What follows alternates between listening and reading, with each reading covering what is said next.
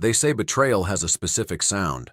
Most people think it's the sound of a door slamming, a glass shattering, or a scream that rips through the quiet of a Tuesday afternoon. But they're wrong.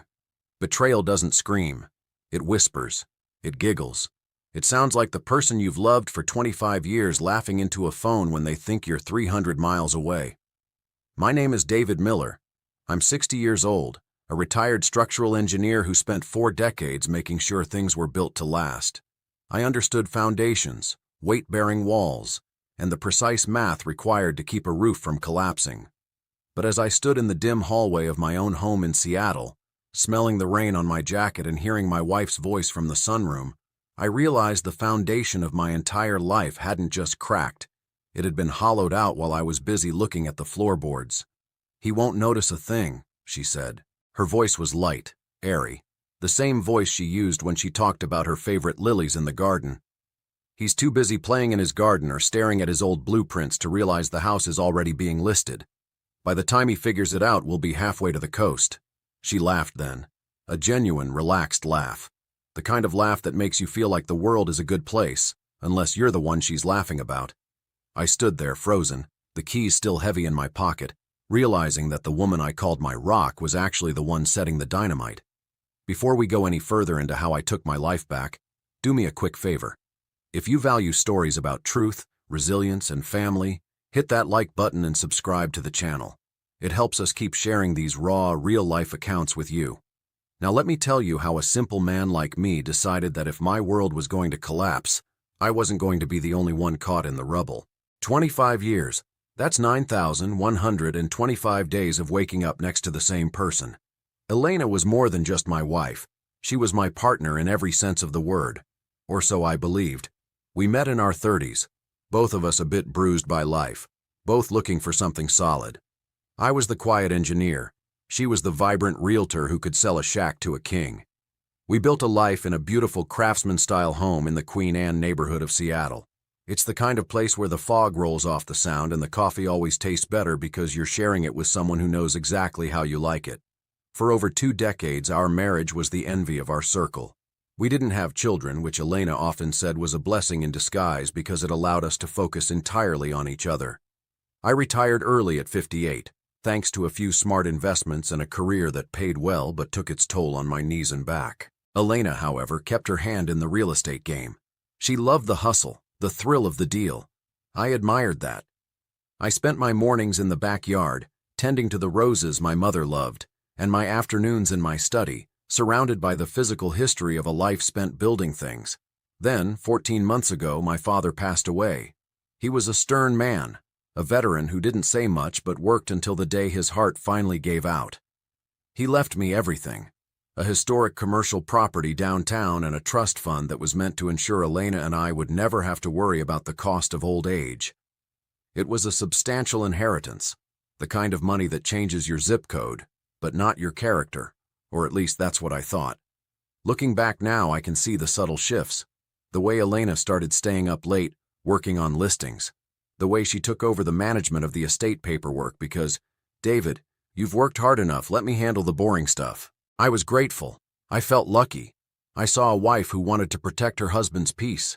I didn't see the predator who was waiting for the ink to dry on my father's death certificate before she started sharpening her claws. I was living in a masterpiece of a marriage, never realizing that the person I trusted most was actually a master of disguise. The drive back from Portland was supposed to be a victory lap. I'd finished the structural consultation 48 hours ahead of schedule. The client was thrilled, and I had a check in my pocket that would cover a month-long trip to the Amalfi Coast, a trip I planned to surprise Elena with for our 25th anniversary. I drove my old truck through the typical Seattle drizzle, the wipers rhythmic and steady, much like my life had been for 2 decades. I pulled into our driveway at 3:15 p.m. on a Tuesday. The house looked exactly as it always did.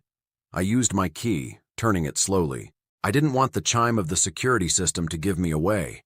I wanted to see her face when I walked into the kitchen with a bouquet of her favorite white lilies and those plane tickets. But the moment the door clicked open, the air inside felt different. You know your own home. You know the way the dust settles and the way the shadows lean against the walls. This wasn't my house. It smelled of an expensive, musky perfume, something heavy and sharp that Elena never wore. I set my bag down on the rug without making a sound. That's when I heard it. Laughter. It was coming from the sunroom at the back of the house, the one that overlooked the garden I spent my mornings in. I walked down the hallway, my boots silent on the hardwood floors I'd polished myself. With every step, the foundation of my world felt like it was turning to sand. I stopped just outside the arched doorway of the sunroom. Through the glass, I could see the back of Elena's head. She was reclined in her favorite wicker chair, a glass of Chardonnay in one hand and her phone pressed to her ear. "No, Mark, I'm serious," she said. "The listing is already drafted. I just need him to sign the updated trust documents. He's so sentimental about his father's legacy that he won't even read the fine print. He thinks I'm protecting him." She laughed, a cold, bright sound, and said, "He won't notice a thing. He's too busy playing in his garden to realize the house is already being listed. By the time he figures it out, he'll be sitting in a one-bedroom apartment in the suburbs, wondering where it all went wrong." I stood there, 3 feet behind her, separated by a thin layer of drywall and a lifetime of lies. I didn't walk in. I didn't scream. I simply turned around, picked up my bag, and walked out the front door, closing it with the same silence I'd used to enter. I didn't go to a bar. I didn't go to my sister's house. I drove to the Fairmont Olympic Hotel downtown, checked into a room under my middle name, and sat on the edge of the bed for 2 hours, watching the rain streak across the window. I am a man of math and physics. If Elena was planning to list the house, she needed my signature. If she was moving money, she needed access. And if Mark was who I suspected he was, then the betrayal went far deeper than a cheating spouse. Before we dive into the dark reality of what I found, take a second to hit that subscribe button. We share these stories because the truth is often stranger than fiction, and we want you to be part of this community. Like the video and tell us in the comments, have you ever felt like a stranger in your own life? At 7 p.m., I called Sam Miller. Sam is a forensic accountant now, the kind of man who can find a missing penny in a mountain of coal. "I need a favor, Sam," I said, and my voice sounded like it was coming from a deep, cold well. "I need you to look at my father's estate accounts, and I need you to look at Elena's professional license filings. Something isn't adding up." Over the next 48 hours, the Fairmont Command Center was born. I sat in that hotel room with a laptop and a stack of digital records Sam began to feed me. It was like watching a slow-motion car crash. Elena hadn't just been handling the boring stuff. She had been systematically siphoning funds from my father's trust for over a year. Transfers that looked like property maintenance or legal fees added up to nearly $200,000. She'd opened a secondary LLC in Oregon, a shell company I never knew existed, and had been funneling the money there. But the real gut punch? The identity of Mark. It was Mark Stevenson, our family attorney, the man who had sat at our Thanksgiving table. He was her accomplice. They were orchestrating a private sale to a development group Mark had an interest in. They were going to sell the Queen Anne property for 3 times its value and split the profit. I looked at the documents. My signature was on the bottom of every page. It looked perfect. But I knew. I had been in Portland when these were dated. She had used a digital stamp or a masterfully forged signature while I was sleeping. As an engineer, I know that when a structure is this compromised, you don't try to patch the cracks. You perform a controlled demolition. I wasn't just going to leave her. I was going to make sure that by the time I was finished, the name Elena Miller didn't have a single solid foundation left to stand on. Sarah Jenkins was the kind of attorney who didn't need to raise her voice to be the most powerful person in the room. I sat across from her on Thursday morning, handing over the blue folder. I didn't tell her how much my heart hurt. I told her how much money was missing. Sarah went through the documents with surgical focus. When she finished, she looked at me over her glasses. "David," she said, "revenge is a fire that burns everyone involved. But justice is a quiet, cold room where you close every door before the other person even realizes they're trapped. Which one do you want?" "I want my father's legacy to stay exactly where he intended it. With me," I said. We went to work. This was the controlled demolition phase. I didn't make a scene. I made moves. First, we formally revoked every power of attorney document Elena held over me and my father's estate. We filed them with the county and the banks before noon. By 2 p.m., the joint accounts were frozen for investigative audit. Then, We moved the Queen Anne property into an irrevocable trust. Elena thought she was days away from a massive payday. In reality, she was days away from owning absolutely nothing. I watched from Sarah's window thinking about how Elena had laughed on that phone. She was right about one thing: I wasn't making a sound. Before I reveal the night of the final dinner, take a moment to subscribe. Our community is built on these stories of resilience and truth. Hit that like button and stay with us for the conclusion. By Friday evening, every legal exit was sealed. I called Elena. My voice was warm, perfectly practiced. "Hey honey, I'm coming home tomorrow. Let's have a nice dinner. I think I'm finally ready to sign those estate updates you mentioned." I could almost hear her smile through the phone. She had no idea the house she was standing in was already a cage. The house smelled like roasted rosemary and expensive wine. Elena had gone all out.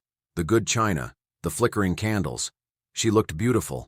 To any outsider, we were the picture of a successful Seattle couple. To me, it felt like sitting across from a stranger. "I'm so glad you're home, David," she said. "Once we get these papers signed, we can finally relax." She slid a fountain pen across the table toward me. I didn't pick up the pen. I took a slow sip of my wine, looking at her. "You know, Elena," I said, "I heard you on the sunroom phone last Tuesday. I heard everything you said to Mark." The color vanished from her face. Her hand stayed frozen in midair. "David, what are you talking about?" "I didn't misunderstand the word listed," I said. I reached into my jacket and pulled out a large white envelope. I set it gently on top of her papers. "These aren't the transfer papers. These are the divorce papers, the forensic audit, and a copy of the emergency injunction." As she stared at the envelope, there was a sharp knock at the door. 2 financial crimes investigators arrived. Mark Stevenson was already being questioned at his office. Elena looked like a forger who had finally run out of ink. "You said I wouldn't notice a thing," I whispered. "But an engineer always notices when the foundation is rotten." I stood up and walked into the hallway. It's been 6 months since that Tuesday afternoon. The Queen Anne house is finally quiet, but it's a solid, peaceful silence. Elena is navigating the legal consequences, and Mark Stevenson's career is over. They thought I was a man who couldn't see past his garden shears, but they forgot that a man who spends his life tending to roots knows exactly how to tell when the tree is dying. I still sit on my porch every evening. I realize that while I lost the person I thought was my partner, I gained my own reality. Betrayal is a heavy price for the truth, but I'd pay it 1,000 times over to never live another day inside a lie. Trust is a gift, but the truth is a shield. The garden is blooming again. The roses are deep red, and the foundation is stronger than it has been in decades. I am David Miller, and I've learned that the quietest people in the room are often the ones you should fear the most, because they are the only ones actually paying attention.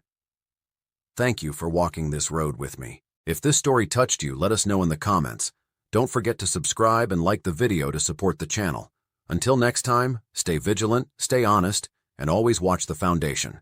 I'll see you on the next one.